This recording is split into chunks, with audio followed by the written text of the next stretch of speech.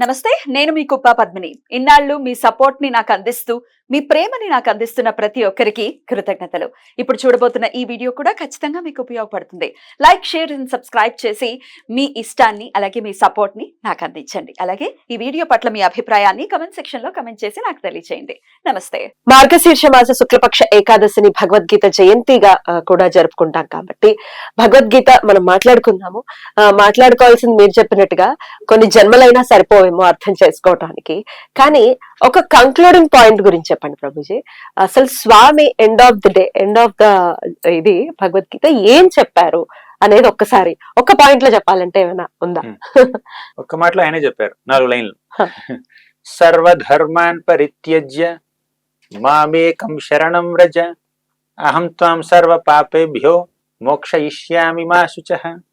సర్వధర్మాన్ పరిత్యజ్య, దీన్ని చాలా మంది చాలా విధాలుగా అర్థం చేసుకున్నారు. నేను బేసిక్ మీనింగ్ చెప్తాను, తర్వాత మీకు ఏమన్నా ఎక్కువ అడగాలనిపిస్తే అడగచ్చు. సర్వధర్మాన్ పరిత్యజ్య అంటే అన్ని ధర్మాల్ని పక్కన పెట్టు. నువ్వు అనుకున్నటువంటి ధర్మాలు చాలా ఉంటాయి. అది వర్ణ ధర్మం కావచ్చు, ఆశ్రమ ధర్మం కావచ్చు, ఇంకేదో ధర్మం కావచ్చు, జాతి ధర్మం, కుల ధర్మం, ఏవైనా కావచ్చు. దాన్ని కాస్త పక్కన పెట్టి సర్వధర్మాన్ పరిత్యజ్య మాం ఏకం శరణం వ్రజ, కేవలం నన్ను మాత్రమే నువ్వు శరణు పొందు, నా శరణు స్వీకరించు. చాలా అంబిగ్వియస్ గా ఉంది. అన్ని ధర్మాలు వదిలిపెట్టి నేను చెప్తే విను అని అంటున్నాడు కృష్ణుడు. నేను మీనింగ్ చెప్పాను, మీ డౌట్ అని అడగచ్చు. అన్ని ధర్మాల్ని పక్కన పెట్టి మామేకం శరణం వ్రజ, నా శరణు పొందు. అహం త్వాం సర్వ పాపేభ్యో, నేను నీలో ఉన్నటువంటి పాపాలన్నింటినీ మోక్షయిష్యామి, తొలగిస్తాను. నిన్ను అన్ని పాపాల నుంచి విముక్తుణ్ణి చేస్తాను. మా శుచః, డోంట్ వరీ. మా శుచః అంటే బాధపడకు. ఆయన శరణ పెట్టడం ఎట్లా? శరణ పెట్టడం ఎట్లా ఒకటి. ఇంకో క్వశ్చన్ మీరు అడుగుతారు అనుకున్నాను, అడగలేదు. అన్ని ధర్మాలు విడిచిపెట్టడం ఏమిటి? అన్ని ధర్మాలు విడిచిపెట్టడం ఓకే. అంటే భగవద్గీత ధార్మిక గ్రంథం అయితే ధర్మాన్ని బోధించే గ్రంథం అంటే వదిలేయమంటారు ఏమిటి? అది కంక్లూజన్ లో, దిస్ కంక్లూడింగ్ స్టేట్మెంట్. భగవద్గీత యొక్క లాస్ట్ టీచింగ్ ఆఫ్ కృష్ణ ఇది. అన్ని ధర్మాలను విడిచిపెట్టి నేనేం చెప్తా అది చేయని. కృష్ణుడు తనని శరణ ఎలా పొందాలో చెప్పాడు, మీరు అడిగినట్టు. అది ఏంటంటే తస్మాత్ సర్వేషు కాలేషు మామనుస్మరయుధ్యచ మయ్యర్పిత మనోబుద్ధిర్ మామే వైశ్యసి అసంశయ. అంటే తస్మాత్ సర్వేషు కాలేషు, అన్ని వేళల, సర్వకాల సర్వావస్థలలోను మాం అనుస్మర, నన్ను నువ్వు ధ్యానించు, నన్ను స్మరించు. అక్కడ తాగలేదు, యుద్ధచ అన్నాడు, యుద్ధం కూడా కొనసాగించు, అది నీ క్షత్రియ ధర్మం. ఇక్కడేమంటున్నాడు? ధర్మాన్ని వదిలిపెట్టమంటున్నాడు, క్షత్రియ ధర్మాన్ని చేయమంటాడు. అదే ఇన్కన్సిస్టెన్సీ. మనం కన్సిస్ట్ గా అదే చెప్తాను ఇప్పుడు. అందుకే ఈ శ్లోకం కూడా గుర్తు చేశాను మీకు. మా మనుస్మర అంటే ప్రతి క్షణం నన్నే గుర్తుపెట్టుకో, నన్నే స్మరించు. ప్రతి క్షణం నన్ను ఆయన స్మరిస్తే యుద్ధం ఎలా చేస్తాడు చెప్పండి? అర్జునుడు మన కర్ణుడి మీద బాణం ఇలా పెడుతున్నాడు, మంత్రం వేయట్లేదు, కృష్ణ కృష్ణ కృష్ణ కృష్ణ అంటున్నాడు. ఆ బాణం కాస్త భూమి మీదకి వెళ్ళింది అనుకోండి, యుధిష్ఠిరుడి మీదకి వెళ్ళింది అనుకోండి, ఇంకెవరి మీదకి వెళ్తే యుద్ధంలో తప్పవుతుంది కదా.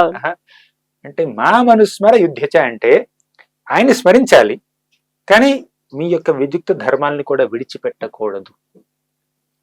మీరు క్షత్రియులైతే క్షత్రియ ధర్మాన్ని పాటించండి. క్షత్రియ ధర్మం ఏమిటి? సామాన్య ప్రజల్ని రక్షించడం. ఇక్కడ ఈ కింగ్డమ్ లో మేనేజ్మెంట్ సరిగ్గా జరుగుతుందా లేదా చూసుకోవడం, అందరిని పరిరక్షించడం, వర్ణాశ్రమ ధర్మం చక్కగా జరుగుతుందా లేదా దాన్ని ఓవర్సీ చేయడం, అది రాజు యొక్క బాధ్యత. ఎవరైనా తప్పు చేస్తే, అధర్మంగా ప్రవర్తిస్తే యుద్ధం చేసి వారిని సంహరించడం, ఓడించడం, అదంతా రాజు యొక్క బాధ్యత. సో ఆ యుద్ధం చేయను అంటున్నాడు. కానీ ఆ యుద్ధం నీ స్వార్థం కోసం చెయ్యొద్దు, భగవంతుడి ప్రీత్యర్థం చెయ్యి.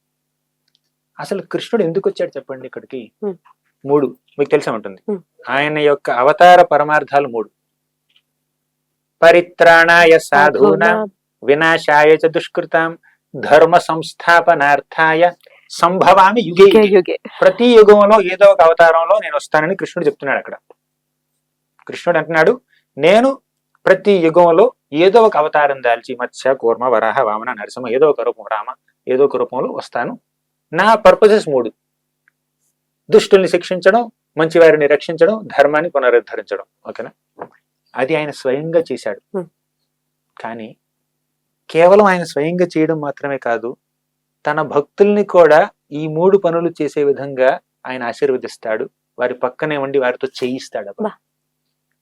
పరిత్రాణాయ సాధూనాం కేవలం కృష్ణుడి బాధ్యత మాత్రమే కాదు, అర్జునుడి బాధ్యత కూడా, భీముడి బాధ్యత కూడా, యుధిష్ఠిర మహారాజు బాధ్యత కూడా. సాధువుల్ని వినాశాయ చ దుష్కృతం అది వీళ్ళది పాండవులు కూడా చేయాలి, భక్తులు కూడా చేయాలి. Yeah. ధర్మ సంస్థాపన భక్తులు కూడా చేయాలి. ఆయన స్వయంగా ఈ 3 పనులు చేస్తాడు, తన భక్తుల్ని కూడా చేసే విధంగా ఆయన అనుగ్రహిస్తాడు అనమాట. అందుకే సర్వధర్మాన్ పరిత్యజ్య మామేకం శరణం వ్రజ అంటే, నువ్వు ధర్మాన్ని పాటించడం అంటే నువ్వు అనుకున్నటువంటి ధర్మం కాదు, ధర్మాన్ని నీకు నచ్చినట్టు పాటించడం కాదు. నేను అసలు ధర్మం అంటే ఏమిటి చెప్పండి, దాని డెఫినేషన్ ఏమిటి? ధర్మంతో సాక్షాత్ భగవత్ ప్రణీతం. భగవంతుడు ఏది ప్రతిపాదించాడో, ఏది నిర్ణయించాడో, ఏం చేశాడో, ఏం చెయ్యమన్నాడో అదే ధర్మం, ఏం బోధించాడో అదే ధర్మం. ధర్మానికి ఒక డెఫినేషనే అది భగవద్గీత ఇస్తుంది. ధర్మం తు సాక్షాత్ భగవత్ ప్రణీతం. ఎవరా భగవంతుడు? భగవద్గీతలో కృష్ణుడు మాట్లాడినప్పుడు ఏమంటారు? కృష్ణ ఉవాచ అనరండి, శ్రీ భగవాన్ ఉవాచ అంటారు. భగవంతుడు ఆయన. ధర్మంతో సాక్షాత్ భగవత్ ప్రణీతం అంటే ఆయన ఏం చెప్పాడో అది ధర్మం. సర్వధర్మాన్ని పరిత్యజ్య అంటే ఆయన చెప్పిన దానికి వ్యతిరేకంగా ఉన్నటువంటి ధర్మాల్ని పరిత్యజ్య, పక్కన పెట్టి, అది నువ్వు ధర్మం అనుకుంటున్నావు కానీ అది నేను చెప్పినది కాకపోతే అది ధర్మం కాదు. ఎందుకంటే బిడ్డకి ఏం కావాలో తల్లికి తెలుసు, తండ్రికి తెలుసు. మనందరికి ఏం కావాలో మన తండ్రి అయినటువంటి భగవంతుడికి తెలుసు. ఆ భగవంతుడు చెప్పినది పాటించడం నిజమైనటువంటి ధర్మం. అందుకే సర్వధర్మాన్ని పరిత్యజ్య మామేకం శరణం వ్రజ. నేను ఈ ధర్మాన్ని పునరుద్ధరించాలనుకున్నాను, నేను ఈ దుష్టుల్ని శిక్షించాలని, మంచివారిని రక్షించాలని నేను అంటున్నాను, కాబట్టి నువ్వు దాంట్లో సహకరించు. అప్పుడు నువ్వు చేసే యుద్ధం కూడా నా స్మరణ అయిపోతుంది. మా మనుస్మర యుద్ధచ అన్నాడు కదా, అంటే ఆయన చేసేది యుద్ధమైనా కూడా అది కృష్ణ నామస్మరణతో సమానం, కృష్ణుడు భక్తితో సమానం.